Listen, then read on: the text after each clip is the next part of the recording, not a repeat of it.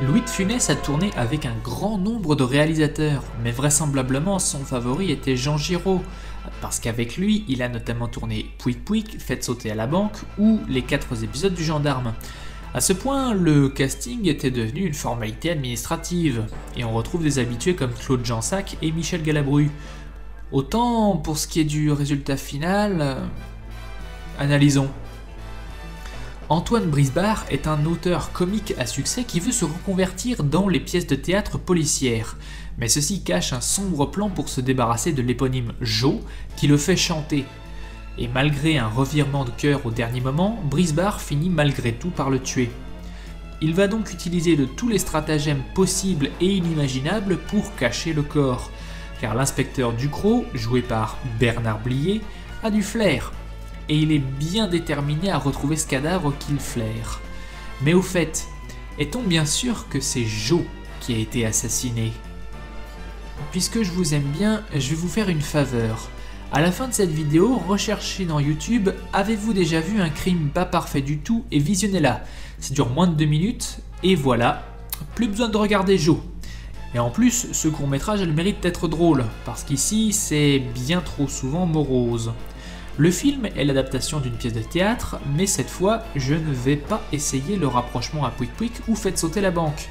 Et à la place, je vais vous dire qu'il est très similaire au Petit Baigneur, jusqu'à la scène de 5 minutes où tout le monde hurle, parce que plus on se fait entendre, plus on est drôle, n'est-ce pas? Et bien que Jo ne soit pas aussi atroce que le Petit Baigneur, il y a quand même des choses qu'on ne peut pas laisser passer. Le duo du jour met en face à face Louis de Funès et Bernard Blier, un duo qui a du potentiel si on se réfère au grand restaurant. Et pourtant, même lorsqu'ils sont face à face, on a l'impression qu'ils jouent chacun de leur côté. Et je me demande d'ailleurs si c'était également comme ça dans la pièce originale. Michel Galabru est relégué à un second rôle et il est très vite oublié. L'acteur écossais des Grandes Vacances vient faire coucou de temps à autre. En fait, celle qui s'en sort plutôt bien, c'est Claude Jansac, qui a un rôle plus étendu que ce qu'on lui propose.